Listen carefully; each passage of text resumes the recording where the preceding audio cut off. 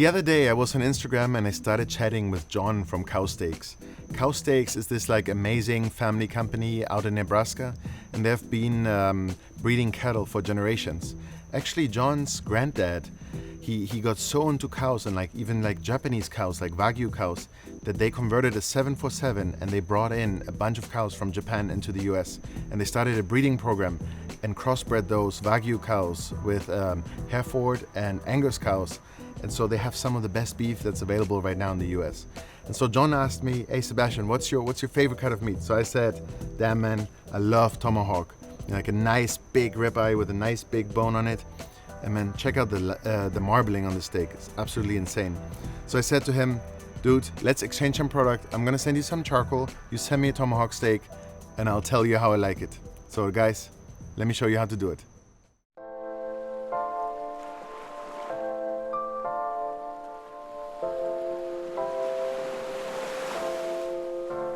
Look at that beautiful Wagyu Tomahawk. How marbled it is. It's full of flavor. I really want that beefy, decadent flavor to come through. So I'm going easy on the seasoning and only use a little bit salt and pepper.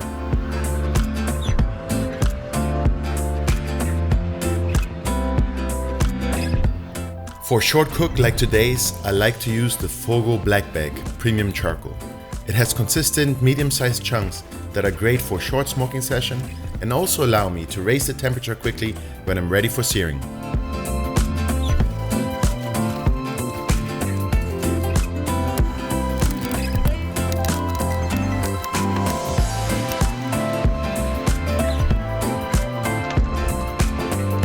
For a big cut of meat like this tomahawk steak, it's best to do what is called a reverse sear.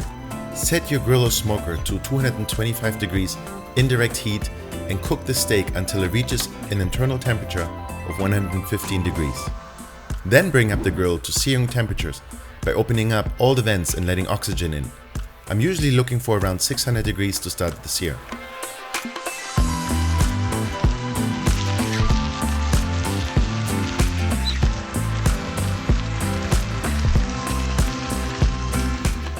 The cow steak is extremely marbled with fat, and I would get a ton of flare-ups if I cook it directly over the fire.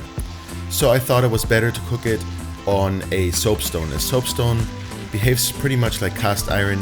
You just have to heat it up slowly so it doesn't crack, and then you get an amazing sear, a wonderful crust, just like on a cast iron skillet.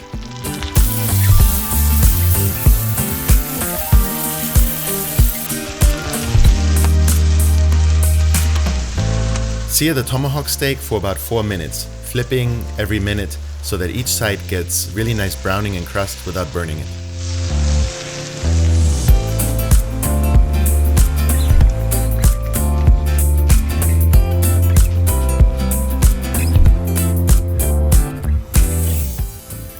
I'm adding a couple of fresh sea scallops to make it a surf and turf. The trick for a nice crust with sea scallops is to pat them dry, season them, and then sear them on the first side for about 2 minutes or so, and checking if it has developed that amazing crust you're looking for. Then just flip and finish the cook for another minute or so.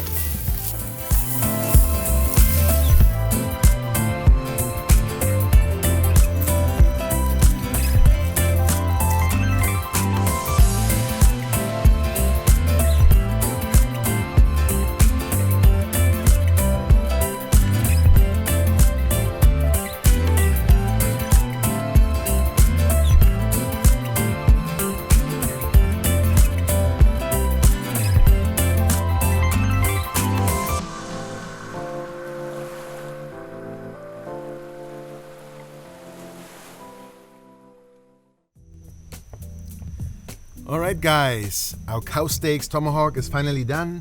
We threw a bunch of sea scallops in there too. And Ron is back. Hi Sebastian, how are you? Good to be back. Thanks for having me. Thanks for coming. Have you had KOW Steak before? I haven't. What is it?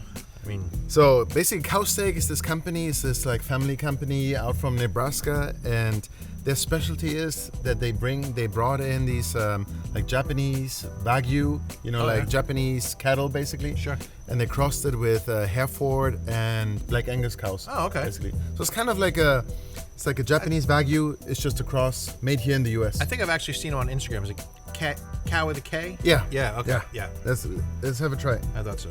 Wow, it looks great. Wait, while I cut this, Yes. grab a scallop. Put a little bit of... Talk me right into it. put a little bit of lemon on it. I like lime on mine.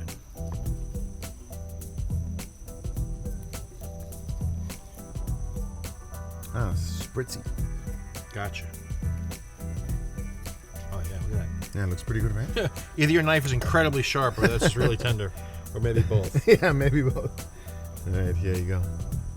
I'm going to have one. Let's try it out. Cheers. Oh, that's good. That's really good. Very nice. That soapstone really sears that really nicely. That's good. I like when the scallops have that little crust on the outside like that.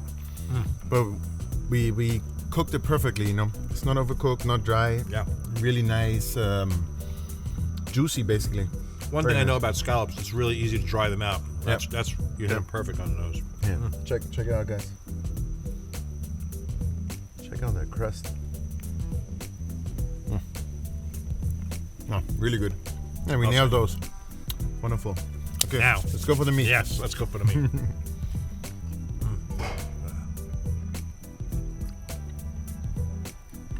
Wow, that good. Oh, this is good. Yeah, you can tell it's Wagyu. Oh yeah, the buttery richness. I was just gonna say the buttery texture to it. Yeah, it's so smooth. I don't know if I've ever referred to steak as smooth before, but very good. Yeah, yeah. It's classic Wagyu basically. So you have this. The steak is in your mouth and it sort of just like melts basically, and you get all that buttery flavor around your tongue. Really nice. Yeah.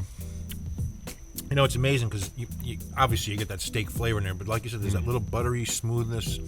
Yep. Got a really nice very texture. Decadent. Yeah. Almost doesn't taste like regular steak. So this is all... It's much richer. This is all United States beef then? Yep. I don't want to stop eating it. Yeah. So delicious. Go for the bone. And you know what I like about this? Is we're actually just tasting the beef. All we did was put a little bit of salt on the outside of it. That's it. No other seasonings. And boy, the flavor is just right there. That's good stuff. Yeah, we're going to eat the whole thing here. Dig in. There's enough You already for got everybody. my favorite part. I like to gnaw on the end of the bone right there. It's not fair. I cut it off very cleanly too. Chef's choice. Barely any meat left on the bone. Like get a little piece of the fat on there too. The Wagyu fat kind of just melts. Wow. You know, it's not like regular fat. It's just kind of... It disappeared. Yeah. It really disappeared. It's like butter that melts in your mouth. Yeah, it's so tasty. So tasty. And you know what? We keep saying buttery, but it's not like it's greasy or anything like that. You know what I mean? It's flavorful too. Yeah. Lots of flavor. Nice texture. Nice and tender. Really tender. Oh, yeah. It's a wonderful steak. Ribeye is just my favorite cut of meat. It's just... It has so much flavor to start with. Then you add in it's a Wagyu like this. Fantastic. We haven't eaten a single scallop since we started the steak. Yeah, well, I think you know where my heart lies. For sure. But you talked me into it. I'll do another scallop. Man, the scallops are great. Yeah. But the steak is better, I guess. For me, beef is king. I love steak. Actually, I did a video on tomahawk steak last year. And I put the king of steaks. Yeah. Because this is just amazing. Now, the big handle, you have almost like a 3-4 pound steak on here. It looks amazing. That was a monster. And you know, this steak was almost 3 inches thick. Yeah, I know it. Yeah. Absolutely. Well, I didn't measure it, but I think this was like 3 pounds. I would say it was all about 3. Yeah. Probably more than 3 pounds. It was thick. Yeah. It was big around. It was a nice tight steak though. Yep. But it barely fit on the large. Yep. No, it could barely close the lid. Yep. Yeah. What a beautiful color though. Yeah. So what we do, we reverse seared this. We cooked it to about 120 degree internal temperature. 115, maybe 120. Yeah. Yeah. And seared it on the soapstone. But you know what I saw? It's not super like crazy tender. Look, it doesn't. No. It doesn't just like pull apart. Well, a little bit here. I guess it depends the direction you pull it. But it doesn't pull apart super easy like soft. a brisket. Yeah. But when you're chewing on it, it's soft and super tasty. Exactly. Oh. Yeah. We're gonna wind up eating this whole entire thing right here if we're not careful. I could eat that all day long. That is just delicious. It's wonderful, yeah. So basically, the difference between regular beef and Wagyu is that it has a lot more. Yeah. It's got a lot more marbling, a lot more. Yeah. You know. Yeah, you saw that steak in the beginning was extremely well marbled, like well above prime. You know, this has its own like classification. It's, you know, I don't even know. It's basically, it's like 3% of all cows, you know, get to that kind of quality rating. I know it has to do with their feeding. It has to do with their amount of movement. They're really carefully raised. I know that. Yeah, and it's basically the breed, right? The type of cattle. Basically, it's kind of like a wine or whiskey or so. You know, it depends on the genes and where it's made, where it's grown, what they eat. What you said, yeah. Well, I hope they keep growing them because that is just wonderful. I'll eat them out of stock. So. Yeah, I can't wait for the next thing we do. Yeah. You know, they do a lot of stuff. They have New York strip steaks, tenderloin. The tenderloin is amazing. Imagine, usually filet mignon has no taste, but the filet mignon from these guys is marbled. Yeah, it looks like New York strip steak. It's incredible. That is cool. Very nice. And the color's beautiful. Just nice. Nice all around. You talked me into it. All right, guys. Give KOW Steaks a try. It's special. You know, it's really good. I would say, actually, on another note, you know, Wagyu is kind of expensive. You know, like a pound of Wagyu could easily go for $120 or more than that. In comparison, KOW Steaks is probably. I mean, I'm not an expert on this, but I think it's about half. Oh, is that right? Yeah. So maybe $50-$60 dollars for a pound. So you get a great deal for an absolutely amazing piece of steak. Like really good stuff. That is an amazing piece of steak. Delicious. Yeah. Yeah. All right, guys. I hope I see you again next week. We have another amazing video for you guys. KOW Steaks send me beef cheeks as well. So we're going to do those next week. Nice. See you. Bye. Thank you.